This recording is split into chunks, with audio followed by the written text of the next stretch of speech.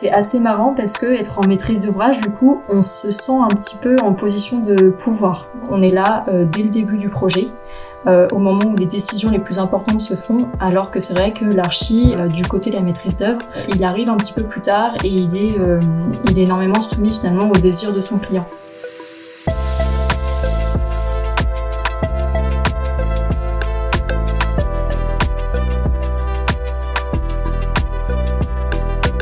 Eh bien bonjour et bienvenue dans Drop the Cut, le podcast qui part à la rencontre des diplômés en architecture exerçant désormais dans un autre domaine.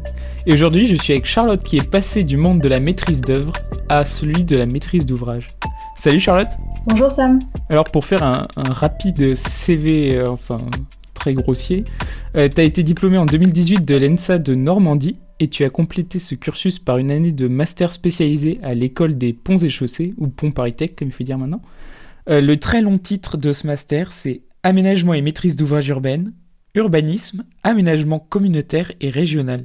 On pourra revenir plus tard sur les détails de ce master spécialisé.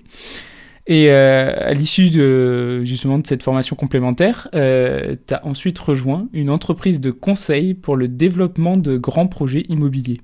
Est-ce que tout est correct ? Parfait. Je pense que tu as bien potassé en amont. Incroyable. Juste avant de commencer, je pense que c'était important de le préciser pour ceux qui ne l'ont toujours pas en tête. Alors, la maîtrise d'œuvre, c'est ceux qui conçoivent et réalisent un projet. Ça veut dire les architectes, les bureaux d'études, les entreprises du bâtiment. Et la maîtrise d'ouvrage, c'est les clients. Donc toi, Charlotte, tu es désormais du côté de la maîtrise d'ouvrage, donc des clients.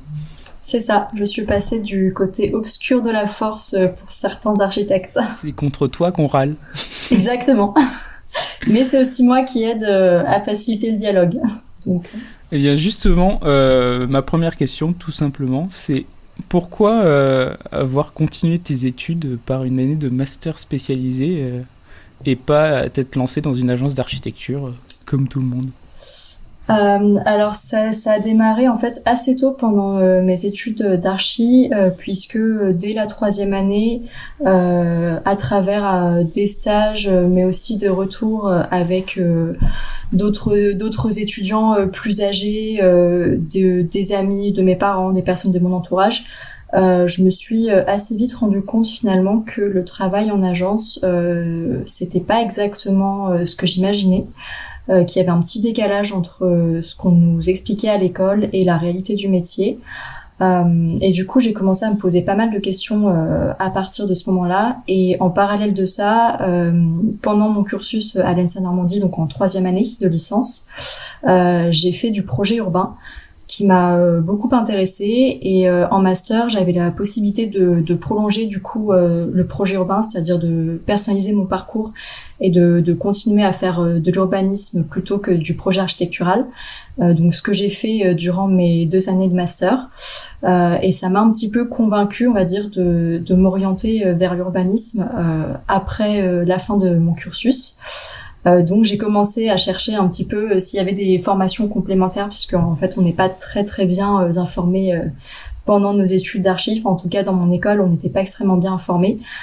J'ai eu l'occasion de rencontrer une ancienne étudiante qui bossait dans un EPA, donc un établissement public d'aménagement, qui elle avait fait le master spécialisé de Sciences Po, donc le cycle d'urbanisme de Sciences Po, qui est en fait un cursus qui est assez comparable finalement à celui que j'ai fait aux Ponts et Chaussées.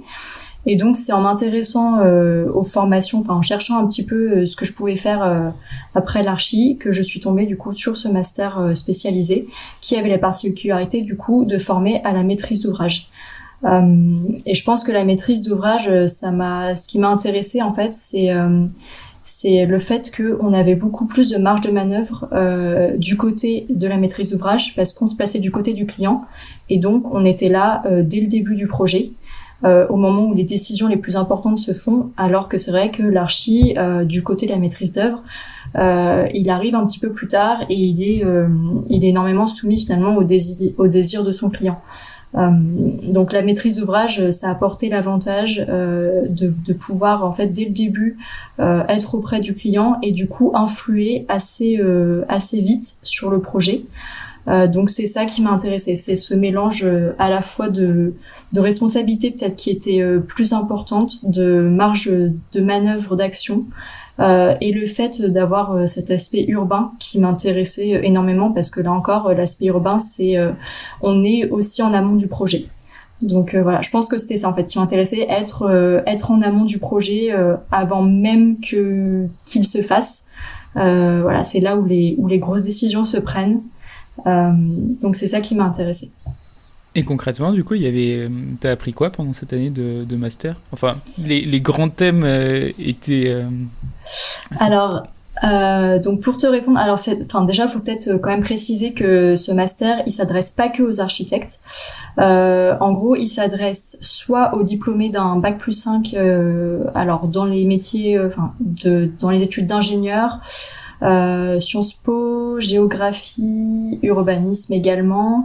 Après, évidemment, ils sont pas fermés, donc si certains ont fait des écoles de commerce, mais ont un intérêt particulier pour l'aménagement ou l'urbanisme, en fonction des dossiers, ça peut être accepté. Et ils prennent également les personnes qui ont des licences, mais qui ont une expérience professionnelle d'au moins 5 ans dans le monde de l'aménagement ou de l'urbanisme. Donc déjà, je pense qu'il faut préciser quand même que les profils sont assez variés quand on arrive dans ce master. Du coup, il y a une petite remise à niveau déjà sur la partie archi et urba. Donc c'est vrai que moi, en tant que du coup architecte diplômé, quand je suis arrivée, la première partie du cycle, c'était un petit peu du déjà vu pour certains cours, puisque voilà, le but c'était vraiment de remettre à niveau sur l'urbanisme. Donc moi, c'est vrai que j'avais vu pas mal de choses déjà pendant mes études d'archi. Et ensuite, on a des cours qui sont assez diversifiés, sachant qu'il y a une grosse partie en fait, c'est des intervenants. Donc des professionnels qui viennent donner donner un peu des cours basés sur leur expérience pro. Donc du coup on est assez rapidement dans le concret, et on a également en parallèle du coup des cours théoriques, une sorte de ce qu'ils appellent atelier, mais qui du coup correspond un peu au projet qu'on a en archi. Et du coup là on a un projet métropolitain, donc la première partie de l'année. Ensuite, la deuxième partie de l'année, on a un projet international. Donc du coup, moi, je suis partie à Singapour pendant un peu plus de 2 semaines. Avant, on partait au Japon, mais du coup, là, ils ont changé. Ils ont décidé de créer un partenariat avec une école à Singapour. Donc ces projets à chaque fois, ces ateliers, ils durent 6 mois. Donc du coup, ça a été 6 mois moi, j'ai fait sur Nice la première partie de mon cycle, ensuite sur Singapour pendant 6 mois, et ensuite les 6 derniers mois, c'est le PFE. Et donc là, on est intégré soit dans une entreprise, soit dans une structure publique. Et donc le but, c'est de répondre à une commande d'un client. Donc on est vraiment mis en situation professionnelle. Ok. Pour résumer. Je sais pas si ça résume assez bien, mais... En plus, ça fait une super transition, parce que du coup, la suite, c'était un petit peu de présenter ce que tu fais maintenant professionnellement. Donc, tu travailles dans l'entreprise dans laquelle tu étais en PFE. C'est ça, exactement. Donc j'ai été engagée du coup à l'issue de ces 6 mois de PFE. Donc c'est un peu l'avantage, on va dire, des masters spécialisés, c'est que aujourd'hui ils sont quand même très prisés. Alors bon, c'est vrai que tout le monde n'a pas forcément la chance ou l'envie même de poursuivre 5 ans d'études par encore presque 2 ans supplémentaires. Mais c'est vrai que ils sont aujourd'hui vraiment reconnus, appréciés par les employeurs, et ça permet une très bonne insertion professionnelle. Donc effectivement pour moi ça a été encore plus simple, puisque j'ai été engagée avant même la fin de mon master. Et du coup la boîte dans laquelle je suis aujourd'hui, donc c'est une société de conseil qui est spécialisée en développement de projets immobiliers, donc en stratégie et montage opérationnel de projets immobiliers mixtes. Au départ c'était commerciaux, maintenant en fait on est sur des domaines extrêmement variés, donc c'est de l'habitat, des projets urbains de grande ampleur. On fait aussi beaucoup d'enseignement. Voilà, donc on intervient vraiment sur des projets très diversifiés. Et du coup, le but, en fait, c'est vraiment, comme pour toute entreprise de conseil, de faciliter un petit peu déjà le dialogue entre le client, entre les exécutants, enfin entre toutes les personnes qui participent au projet. et surtout dans le but de faire émerger des projets immobiliers qui soient qualitatifs, créateurs de valeur, à la fois pour les opérateurs, mais aussi pour les futurs utilisateurs. C'est aussi un peu d'élever le niveau des projets en conseillant justement les maîtres d'ouvrage qui sont pas toujours soit sachants, soit ils ont pas forcément l'envie de creuser, de faire mieux. Donc du coup, nous, on est aussi là pour les pousser dans ce sens-là.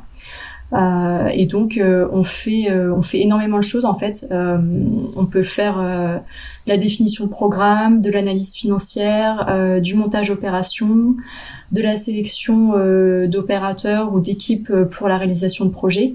Donc là typiquement en fait c'est quand on sélectionne, enfin on est jury pour sélectionner des équipes d'archi pour faire un projet, ce que je fais notamment en ce moment. On fait également de la direction de projet, du coup de l'assistance à la maîtrise d'ouvrage, beaucoup de négociations, on organise les consultations comme j'ai dit dans le cadre des concours. Et en fait, on intervient un peu à tous les moments du projet, c'est-à-dire que certaines de nos missions sont très longues, elles peuvent durer plusieurs années. Donc, on a des clients qui font appel à nous en fait de manière très régulière. Par exemple, c'est le cas pour la SPL de Lyon-Part-Dieu et la SPL de Lyon-Confluence. Ça fait plusieurs années qu'on travaille avec eux sur ces deux projets urbains, donc qui sont très importants. Et parfois, les clients font appel à nous de manière très ponctuelle pour des missions de 2-3 mois.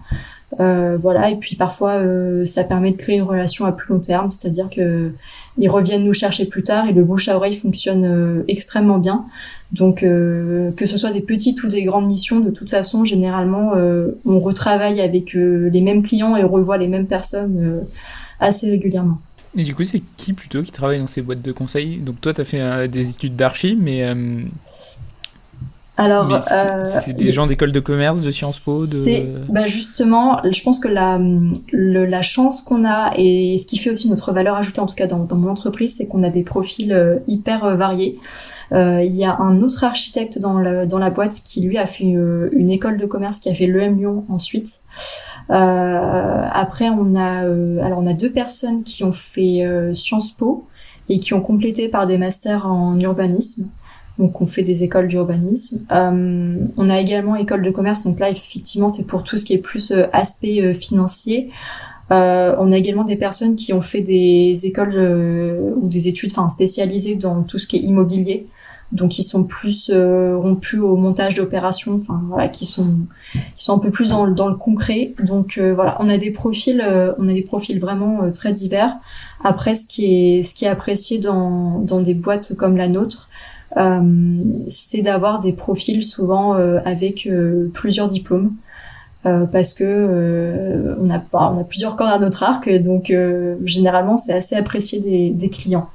Et toi précisément, qu'est-ce que tu penses que ton parcours d'archi t'apporte par rapport aux autres dans ce métier, ou alors en quoi tes savoirs d'architecte t'aident au quotidien?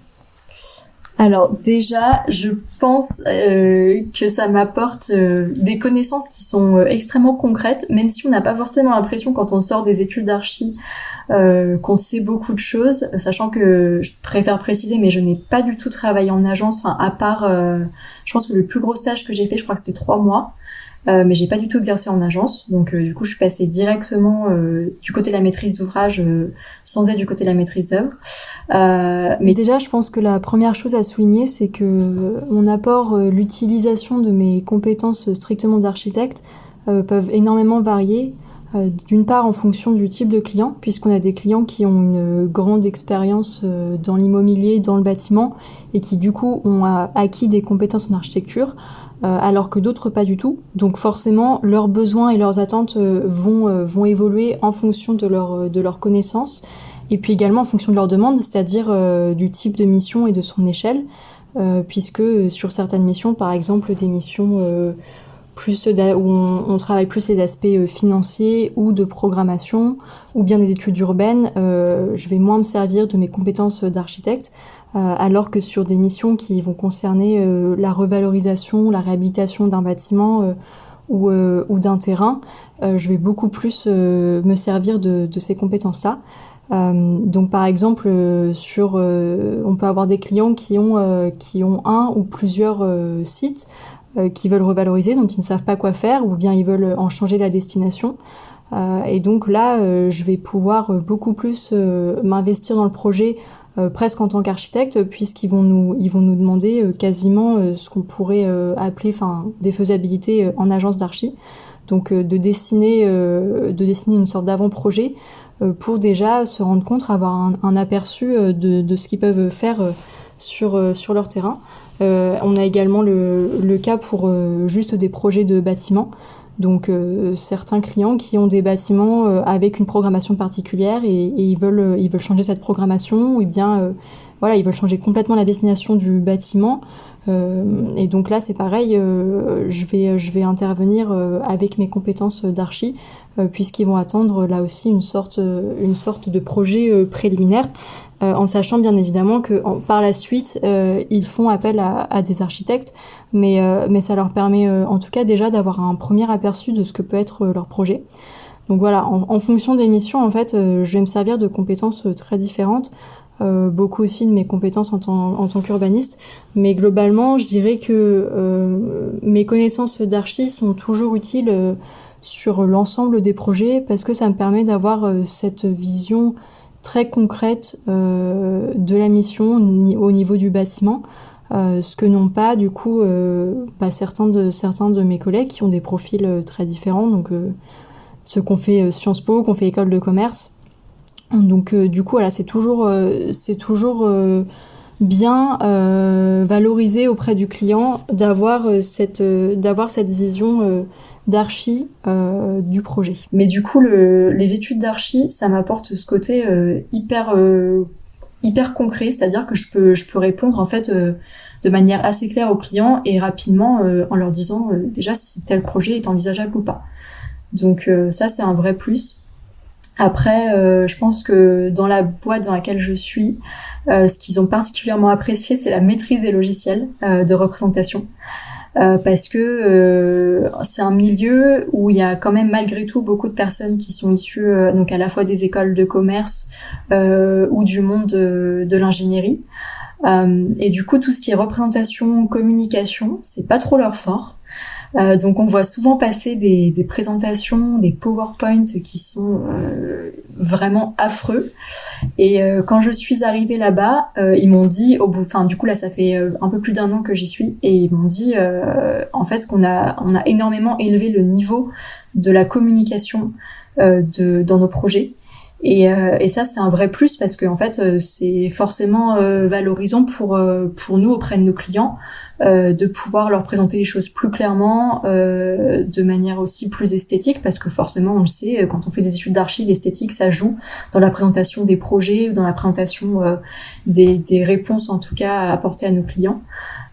Et donc ça c'est vrai que je pense qu'il y a que quand on fait des études d'archi ou de graphisme ou de design qu'on peut avoir cette maîtrise de la représentation et puis de la communication sur un projet.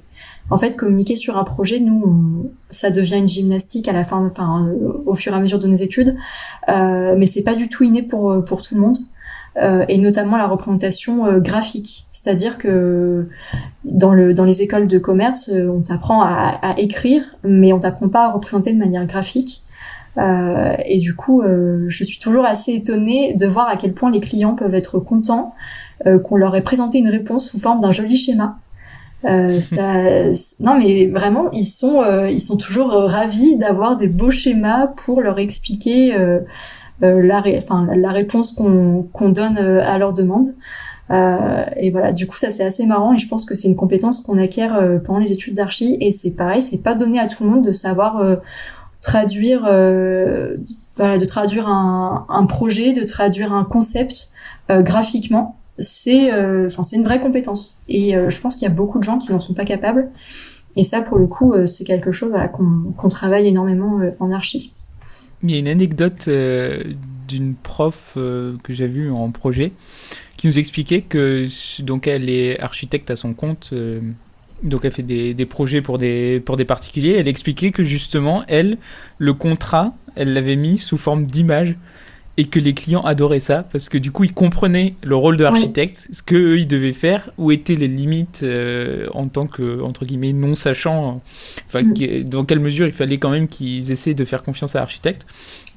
Et donc effectivement le graphisme ça peut faciliter la communication et la compréhension etc. Et du coup pour prendre le problème dans le sens inverse, je voulais aussi te demander quels sont, au contraire, les avantages de ton métier par rapport aux études d'architecture. Alors les avantages, déjà, je pense qu'en arrivant dans ce milieu en tant que junior, on a beaucoup plus de responsabilités qu'en arrivant dans une agence d'architecture en tant que junior. Je sais que moi j'ai beaucoup l'occasion d'en discuter avec des amis qui ont fait les mêmes études que moi et qui travaillent à peu près depuis le même temps que moi. Et c'est vrai que moi je suis arrivée dans cette boîte c'est pas que je connaissais rien à la maîtrise d'ouvrage, j'avais fait ce master spécialisé pendant 1 an et demi, mais c'est vrai que c'était pas un milieu que je connaissais extrêmement bien. Donc j'étais vraiment considérée comme junior avec quasiment aucune expérience. Et très rapidement, on m'a donné quand même des vraies responsabilités sur les projets. On m'a laissé autonome. En gros, au bout de 3 mois, j'avais déjà des responsabilités où j'étais autonome sur des missions, où on me faisait confiance. Et en fait, quand je participe à une mission, à un projet, on me traite d'égal à égal avec, par exemple, les directeurs de projet. C'est-à-dire que j'ai mon mot à dire. Si je ne suis pas d'accord sur quelque chose, je le dis et les autres personnes en prennent compte. On tient compte de mon avis et je suis laissée complètement autonome sur beaucoup alors soit sur des missions où je suis toute seule, ça arrive, soit quand on travaille à plusieurs sur une même mission, on se répartit un petit peu les tâches et ensuite on me laisse bosser. Enfin voilà, ils me font totalement confiance. Et je suis pas là uniquement pour faire de la production, comme malheureusement c'est un peu le cas dans beaucoup d'agences d'archi aujourd'hui quand on est junior. Et ça, je pense que c'est un vrai plus parce que ça donne envie d'aller travailler en fait, et ça donne envie de s'investir. Quand tu sais que ta participation, ton travail a une vraie valeur ajoutée et que les personnes qui sont au-dessus de toi dans la hiérarchie te font confiance et pensent que tu n'es pas là que pour obéir aux ordres, c'est quand même ultra valorisant. Et ça, je sais que c'est pas le cas dans tous les métiers, dans tous les domaines. Et c'est vrai qu'aujourd'hui en archi, alors évidemment c'est très variable en fonction des agences. Il y a des agences où ça se passe bien quand on est junior. Souvent plus l'agence est petite et forcément plus on a de responsabilités, c'est assez logique. Mais c'est vrai qu'aujourd'hui il y a beaucoup d'archi juniors qui se plaignent un petit peu de faire ce qu'on appelle le gratter du plan ou se faire que de la production avec assez peu de responsabilités, et je peux comprendre que ce soit hyper frustrant quand tu as fait 5 ans d'études, parfois que tu as 1 an, 2 ans d'expérience et qu'on te traite comme si tu étais un peu stagiaire en licence. Donc ça, je pense que c'est déjà le gros point fort, on va dire, de ce métier-là, même si je pense que je suis tombée dans une bonne entreprise, mais j'ai aussi eu des retours d'autres personnes dans des plus grosses boîtes où ils étaient aussi assez contents. Et le deuxième avantage, je pense, gros avantage, on va dire, c'est le fait que être en maîtrise d'ouvrage, ça permet de traiter avec du coup des archis en face, pareil en étant d'égal à égal. Donc c'est-à-dire que moi j'ai eu l'occasion d'avoir comme alors pas forcément comme client, mais c'est-à-dire que justement nos clients, les maîtres d'ouvrage, font souvent appel à nous pour faire le lien avec les archis, avec la maîtrise d'œuvre. Et donc du coup, on sert un peu de relais entre le client et entre la maîtrise d'œuvre. Et donc souvent, on est là pour accompagner les archis dans la réalisation du projet, notamment tout ce qui est programmation. Et du coup, je me suis retrouvée à parler avec des directeurs d'agences d'archi très connus, de renommée internationale, en tant que petite junior, en étant là à leur dire, les conseiller et à leur dire on fait comme ci, on fait comme ça. Donc c'est vrai que c'est assez marrant parce que être en maîtrise d'ouvrage, du coup, on se sent un petit peu en position de pouvoir. Et ça, c'est assez agréable parce que forcément, comme comme on est dans le conseil et qu'on est là pour accompagner le client, on le remplace parfois un petit peu, voire même souvent. Et du coup, c'est vrai qu'on se retrouve dans la position où on a un peu la main sur tout et on prend des grosses décisions ou alors on influe sur celle du client. Et du coup, c'est vrai que c'est assez agréable. Et après, bon, dans l'entreprise dans laquelle je suis, c'est vrai que l'avantage, c'est que on est vraiment pour la qualité des projets. Donc du coup, on pousse vraiment dans ce sens.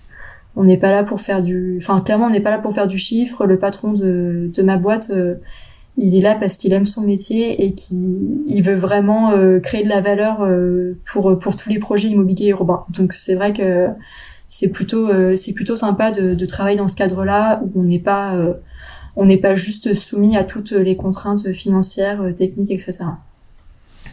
Mais du coup, pour rebondir sur l'envie d'aller travailler, je triche encore un peu parce qu'on a discuté il y a une semaine ensemble, mais on avait discuté de la responsabilité de l'architecte un petit peu sur le monde, comment il façonne la ville, ouais. et sa responsabilité même sur la transition énergétique et écologique.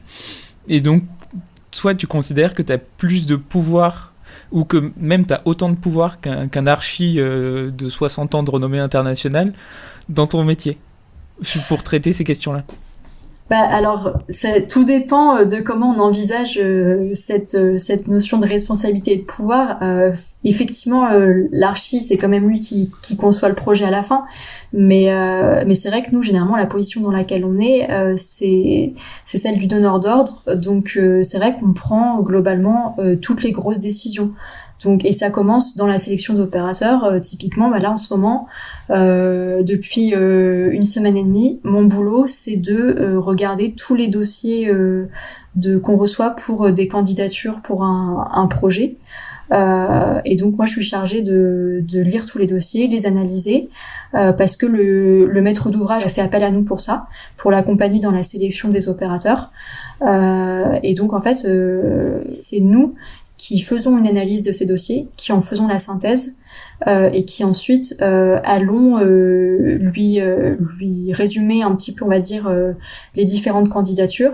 Mais surtout, notre rôle, c'est de l'aider à choisir. Et généralement, comme eux, ils savent pas forcément comment choisir.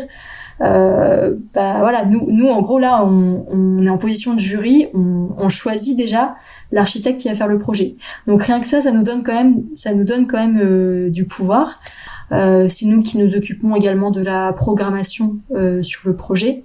Donc voilà, forcément on décide de beaucoup de choses. Voilà. Donc du coup, c'est vrai que c'est une position qui est un petit peu différente de celle de la maîtrise d'œuvre, où malheureusement, on le sait, les archis, ils ont pas toujours le choix parce que le maître d'ouvrage a décidé ça comme ça, et du coup ils doivent un peu suivre ce qu'on leur impose. Je trouve pas forcément que ce soit une bonne chose. En revanche, l'avantage et l'atout de passer par une société de conseil comme nous, c'est que du coup on essaye de faire en sorte que le projet se passe au mieux, et voilà, parce que on sait très bien que les maîtres d'ouvrage c'est pas toujours les plus qualifiés pour faire le projet. Donc et c'est pour ça aussi qu'on a des archis dans la boîte, qu'on a des personnes qui ont fait de la sociologie, qui ont fait Sciences Po. C'est pas pour rien, c'est parce que on veut aussi avoir des profils pour aborder des aspects super différents, y compris par exemple les besoins des futurs utilisateurs. Voilà. Et ça, si je vais rebondir juste vite fait sur les besoins des utilisateurs. On a par exemple été missionné pour faire une étude là-dessus à propos des commerces en fait qui sont implantés à la Défense, parce que ça fonctionne pas forcément très très bien depuis plusieurs années. La Défense est de moins en moins attractif, et en fait on a vraiment fait un travail de se rendre sur place pendant plusieurs semaines. Je précise que c'était en plein hiver et très tôt le matin. Mais on s'est rendu sur place pendant plusieurs semaines, et on a regardé les parcours piétons, on a interrogé les gens, on a parlé avec les commerçants, on a parlé avec les personnes qui travaillent sur place, avec les gens qui viennent faire leur shopping. On a regardé comment se déplaçaient les personnes à vélo, en skate, en trottinette, comment était le mobilier urbain, énormément de choses. Donc on a fait vraiment du terrain pendant plusieurs semaines. pour produire une étude qui soit réaliste et qui soit en accord avec les besoins des futurs utilisateurs. Donc quand même, je tiens à dire que on a vraiment une démarche hyper qualitative. Et un maître d'ouvrage ne ferait jamais ça, ne s'embêterait jamais à faire ça. Déjà, n'aurait pas le temps, mais surtout ne le ferait pas. Donc du coup, ils savent que quand ils font appel à nous, c'est aussi pour avoir ce niveau-là d'accompagnement. Mais ça me donne vraiment envie. Et Vraiment. je vends bien mon truc ou pas? C'est incroyable commercial. Alors pour changer de sujet, j'aimerais qu'on parle un petit peu de tes études, ton vécu de tes études. Alors j'ai une question qui permet d'aborder tout ça, c'est une question incroyable. C'est si tu croisais la Charlotte du passé, donc qui soit pendant ses études d'archi, soit avant ses études d'archi, donc qui peut être en période de doute, de se demander ce qu'elle fait là, ce qu'elle veut faire plus tard, etc. Qu'est-ce que tu lui dirais à cette Charlotte? Déjà, comment elle vivrait ses études au moment présent et qu'est-ce que tu lui dirais? Quels conseils tu lui donnerais pour arriver jusqu'au bout, pour bien choisir sa voie et à quel moment tu lui dirais arrête de faire ça c'est pas normal ce que tu es en train de vivre. Prends un peu de recul, calme-toi. Alors je pense que déjà là c'est un petit conseil peut-être générique que je vais donner qui s'applique pas uniquement aux études d'archi mais c'est plutôt sur le fait de trouver sa voie. J'en parle parce que je suis l'aînée de 6 enfants. On est 6 enfants dans ma famille et du coup il y a un de mes petits frères là qui va bientôt devoir choisir ses futures études. Et je trouve que c'est super compliqué de choisir ses futures études parce qu'en fait, on n'a aucune idée de ce que va être le métier plus tard ou les métiers éventuellement. Donc du coup, quand on est au lycée, on n'a aucune idée de ce qu'on veut faire, de ce dans quoi on est bon parce qu'en fait, on ne sait pas vraiment avant d'avoir expérimenté. Et du coup, je pense que avant même de se dire tel domaine nous intéresse, je sais que voilà, il y a des personnes qui peuvent se dire la médecine ça a l'air génial ou l'architecture ça a l'air génial. Je pense que le plus important c'est de se poser des questions sur sa propre personnalité et de mettre ça en rapport avec la réalité du métier. Pour être plus clair, je sais que voilà, moi je suis quelqu'un j'aime beaucoup le contact humain, j'ai besoin de relationnel, j'ai besoin d'échanger tout le temps avec les gens, j'aime pas trop être statique, voilà, j'aime bien bouger, faire plein de choses, je m'ennuie assez rapidement donc j'ai vraiment besoin d'action. Et en fait, je me suis rendu compte pendant mes études d'archi que globalement, pendant pas mal d'années, le boulot d'archi c'était quand même rester derrière son ordinateur de manière assez finalement solitaire. Même quand on travaille sur des projets à plusieurs, il y a quand même beaucoup de moments où on travaille seul. Et en fait, je me suis rendu compte que ça correspondait pas trop à ma personnalité et à ce que voilà la manière, dont moi j'aimais vivre les choses. Et je pense que ça c'est super important quand on choisit son métier. C'est pas de se dire j'en sais rien. Moi je suis bon dans telle matière, du coup je vais choisir cette étude parce que ça a un rapport avec l'histoire ou avec l'économie. C'est surtout de se dire ce métier, comment je vais l'exercer et est-ce que ça correspond à ma personnalité. Il y a des gens qui sont plus moins extravertis, qui aiment bien la solitude, qui aiment bien être au calme pour travailler, et il y a des métiers qui correspondent à ça, ou d'autres qui ont besoin de bouger tout le temps, de travailler uniquement en équipe, des personnes qui aiment bien être guidées, être cadrées, d'autres au contraire qui ne supportent pas ça et du coup qui auront peut-être tendance à soit prendre le lead ou alors carrément monter leur structure, être indépendant. Voilà, donc je pense que ça c'est un conseil hyper générique et c'est pas que lié à l'archi. C'est surtout se poser des questions sur sa personnalité et sur la réalité du métier. Parce que là, pour le coup, si on revient sur l'archi, je pense que la réalité du métier, elle est pas très bien expliquée quand on commence nos études. Je pense qu'on a tous... Ni même pendant. Ni même pendant, tu as raison. Mais je pense que tu fais un petit sondage dans la rue et tu interroges des personnes au hasard sur l'archi. Ils vont tous te donner... ils vont tous te dire des choses très différentes.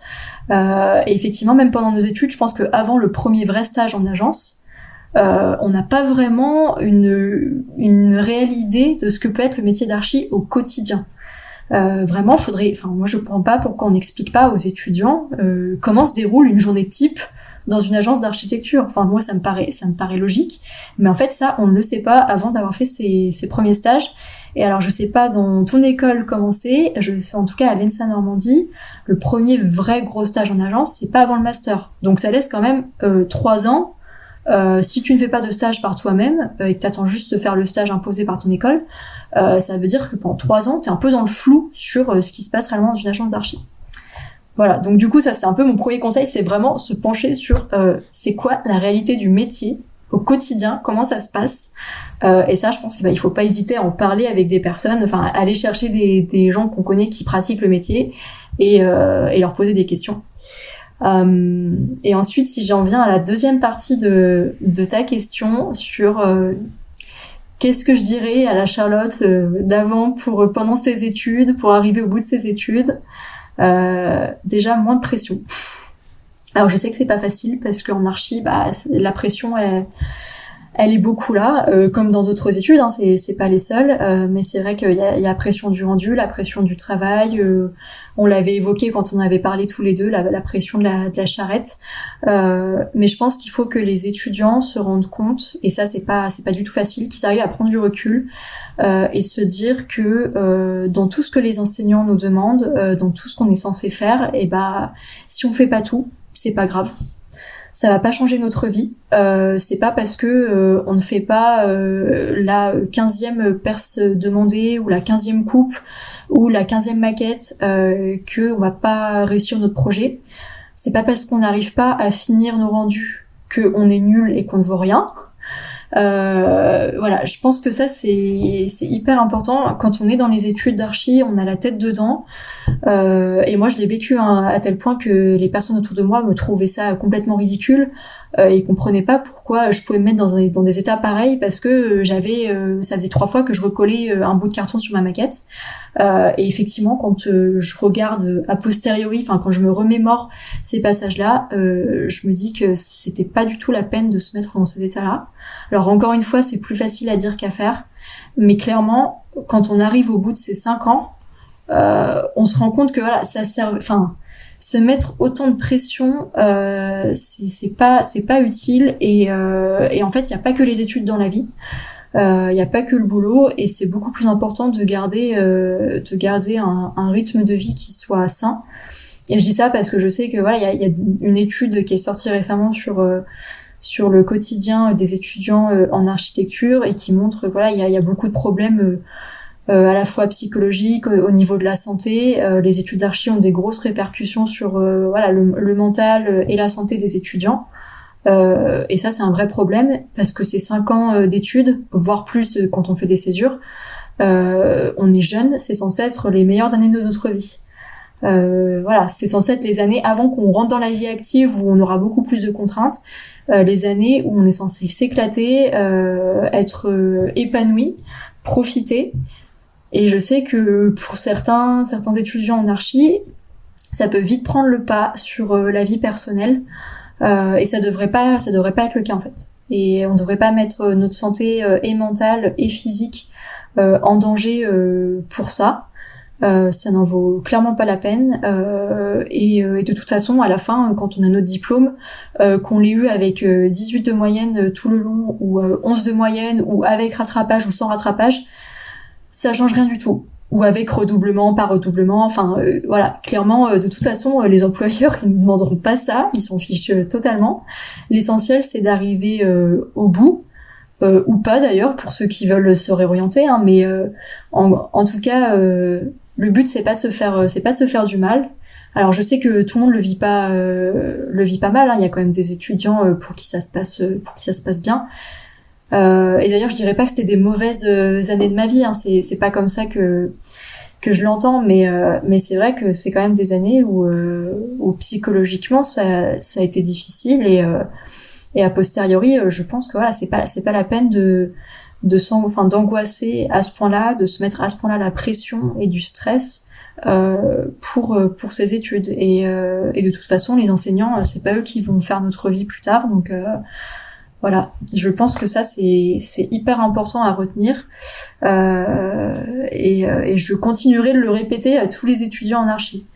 je sais que voilà, j'ai le cas, enfin je connais plusieurs étudiants et j'aimerais dans ce cas-là de faire l'impasse sur des vacances, de faire l'impasse sur des fêtes, les fêtes de Noël. Moi j'ai passé certaines fêtes de Noël à bosser où je suis pas sortie, j'ai à peine vu ma famille parce que la pression des examens et des rendus à la rentrée des vacances. Bah non, ça c'est pas normal, et si la maquette elle est pas finie, bah c'est pas grave. Voilà, c'est un cri du cœur, clairement. Il y a aussi un truc, du coup on en discutait, mais pour ceux qui en ont pas conscience, moi j'en prends conscience cette année, mais les écoles d'architecture sont assez inégales en fait sur ces sujets de pression, etc. Ouais. Enfin moi je suis à l'INSA Strasbourg, et ce que toi tu me racontais, ça correspond à un mois dans l'année, donc qui est un mois, ce qu'on appelle la période de charrette dans mon école. Et clairement après le reste de l'année, ça, globalement ça va. Ouais. Enfin je parle de mon expérience personnelle, hein, bien sûr. Et maintenant, plus je discute avec des gens d'autres écoles d'architecture, plus je me rends compte qu'il y a des endroits où je comprends pourquoi ils vivent leurs études comme ça, parce qu'il y a une pression extérieure de profs qui se font la guerre entre eux, etc. Bref, donc regardez aussi les écoles d'architecture, les différentes écoles. Je ne sais pas si vous avez le droit de passer d'une ENSA à une autre. Comme je suis à l'INSA, oui. Je sais pas comment fonctionne l'ENSA. Oui, c'est autorisé. Il y a des transferts possibles, surtout entre licence et master, c'est plus facile. Après, évidemment, c'est toujours possible quand il y a des raisons particulières. Mais en tout cas, entre licence et master, il y en a beaucoup qui le font. Et du coup, voilà, souvent c'est sur dossier, éventuellement entretien, et oui, c'est totalement possible. Et d'ailleurs, je pense que si on se sent pas bien dans une école, envisager d'en changer, ça peut être une bonne idée. Après, clairement, c'était pas un calvaire, hein. À l'ENSA Normandie, il y avait une très très bonne ambiance entre les étudiants. C'était très sympa. Après, cette pression, c'est aussi une pression, c'est aussi des choix personnels. C'est-à-dire qu'on est tous libres ou pas de répondre à la pression imposée par les enseignants. Je pense qu'en fonction des personnalités, les réactions peuvent être très différentes, et il y a des gens qui auront le recul nécessaire pour se rendre compte que on n'est pas obligé de faire ses études, de se soumettre à cette pression pour réussir ses études. Mais ça, quand on est un jeune étudiant, ceux qui sortent du bac, t'arrives, t'as 17-18 ans pour ta première année d'études, tu sais pas forcément ce qu'il est admis de faire ou de pas faire, et ça peut être compliqué de se rendre compte que de pas obéir au prof, ça va pas non plus engendrer des conséquences aussi dramatiques que tu le penses. Mais ça, quand c'est ta première, deuxième année, déjà, c'est un peu compliqué parce que tu vois tout le monde faire la même chose, du coup, tu suis un peu le mouvement du groupe. Tu vois les autres charretter, donc tu charrettes. Tu vois les autres être sous pression, donc t'es sous pression. Voilà, tu suis un peu un rythme. Il y a un peu cet entraînement global pendant les études, et du coup, il faut aussi arriver à essayer de s'en détacher un peu. Et je pense que c'est possible, mais il faut aussi avoir conscience que c'est possible. Je pense qu'il y en a plein il y a plein d'étudiants qui en ont pas conscience, qui ont l'impression qu'il n'y a pas d'autres choix, et que c'est comme ça et pas autrement. Après, je pense que cette pression, elle est aussi un peu fluctuante à cause de l'organisation, plutôt du manque d'organisation, je dirais, dans certaines écoles. C'est-à-dire que les enseignants, en fait, ils répètent un petit peu le même processus qu'on a en agence avec les rendus de concours, etc. C'est-à-dire que il y a des petites périodes de calme, et d'un coup, en fait, tout le travail va arriver en une seule fois. Même au niveau du calendrier des examens et tout, c'était souvent assez mal organisé, où il y avait des gros rendus en même temps que les examens, en même temps que des rendus dans certaines matières, des rendus écrits, de dossiers, etc. Et du coup, en fait, c'est aussi pour ça qu'il y a des charrettes, parce que l'organisation, c'est pas étalé, les rendus sont pas étalés au cours du temps. Souvent, tout est concentré à certains moments, et du coup, c'est un peu en dents de scie. C'est-à-dire que voilà, on enchaîne vraiment les périodes où il peut quasiment rien se passer. Moi, je sais que j'ai quand même vécu des semaines très calmes, même si on avait les cours, c'était rempli, mais voilà, c'était calme. Et d'un coup, après, pendant plusieurs semaines, ça repartait totalement à la hausse. Bon, alors, je pense que l'avantage, c'est que ça permet, du coup, par la suite, dans la vie professionnelle, de savoir comment un peu travailler sous pression. Parce que forcément, dans la vie professionnelle, ça arrive aussi, hein. Les clients quel que soit le domaine, hein, les clients qui demandent des trucs au dernier moment, ou qui veulent tout en même temps, ou on a plusieurs choses à faire la même semaine alors que la semaine d'avant c'était cool, ça arrive. Du coup, au moins, l'avantage, c'est que les études d'archi permettent, je pense, de savoir comment réagir en cas de coup de pression. Je vais quand même essayer de trouver des choses positives parce que malgré tout, il y a eu plein de choses positives, donc je voudrais pas non plus trop décourager les gens et puis donner une trop mauvaise image, hein, mais Oui, non, mais c'est bien de prendre conscience quand quelque chose n'est pas normal dans ses études, parce que quand on a le nez dans le guidon, enfin, on est tous passés par là. Je pense qu'on a fait le tour des sujets importants à aborder. Mais est-ce qu'il y a quelque chose que tu veux rajouter ou peut-être parler, justement, je pense du sujet quand même de ce podcast et de pourquoi on est là.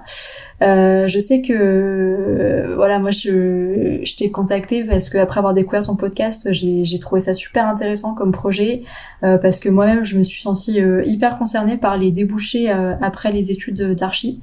Et d'ailleurs c'est ce que je t'ai dit, hein, je me suis sentie vraiment jalouse presque de pas avoir eu cette idée parce que je trouve que c'est vraiment hyper intéressant et enrichissant. Mais voilà, je pense que le sujet des débouchés après les études d'archi, c'est hyper important et pour moi aujourd'hui c'est pas du tout abordé dans les écoles et je trouve ça très dommage parce que on le sait, le domaine aujourd'hui professionnel de l'architecture, il est quand même un peu compliqué. Je pense que voilà, on a tous été confrontés à des difficultés pour trouver des stages, pour trouver des jobs, même au niveau des salaires, etc. Je pense que voilà, pas mal de personnes se reconnaîtront dans ces situations. Mais en fait, après l'archi, on peut faire beaucoup de choses. Et ça, les profs nous le disent pas du tout. Nous le font pas du tout entendre. Mais il y a énormément de débouchés après l'architecture. Et on n'est pas obligé d'exercer en tant que dessinateur ou directeur de projet dans une agence de maîtrise d'œuvre. Il y a énormément de choses à faire, à la fois dans la maîtrise d'œuvre, à la fois dans la maîtrise d'ouvrage, dans le secteur public, dans le secteur privé. Et donc, je pense que quand on a des petits doutes, qu'on aime bien nos études, mais qu'on n'est pas forcément sûr de vouloir exercer en tant qu'architecte, c'est hyper important de faire ce travail de se poser les questions et de chercher parce qu'il y a beaucoup de possibilités qui s'offrent à nous et ça on n'en a pas du tout conscience quand on fait les études d'archi et voilà, je pense que c'est important que les étudiants futurs diplômés ou même les jeunes diplômés, parce que en fait il est toujours temps de changer, prennent conscience que on peut faire énormément de choses. Il y a le profil d'architecte est un profil qui est pluridisciplinaire et qui du coup est hyper valorisé dans plein de domaines. Malgré tout, on a beaucoup de compétences. On se rend pas compte, mais on a des compétences qui couvrent plusieurs types de métiers finalement à la fois. Et du coup, voilà, nos profils qui sont quand même hyper intéressants. Encore plus forcément quand on cherche à compléter, que ce soit par des doctorats ou par des cursus supplémentaires. Voilà, et je pense que ça c'est la sensibilisation aux débouchés après les études d'architecture, c'est un sujet qui me tient à cœur, c'est pour ça que je suis là. Et bon, on en a déjà parlé, mais c'est vrai que moi j'aimerais bien un peu plus creuser ce sujet-là, notamment en me basant un petit peu sur mon parcours et en essayant de créer. Alors de base, mon projet c'est créer un document qui permette un petit peu de recenser justement ces différents débouchés, ces différentes voies. Après, peut-être un projet qui est moins réaliste, mais à voir dans le temps, ce serait pourquoi pas d'encourager les écoles à créer un cours ou au moins un cycle d'intervention pour sensibiliser à ce sujet, en faisant intervenir, comme tu le fais dans ton podcast, des personnes avec des profils, des parcours très différents, qui montrent qu'il n'y a pas une seule voie possible après les études d'architecture. Mais c'était un petit peu ma démarche aussi, c'était de...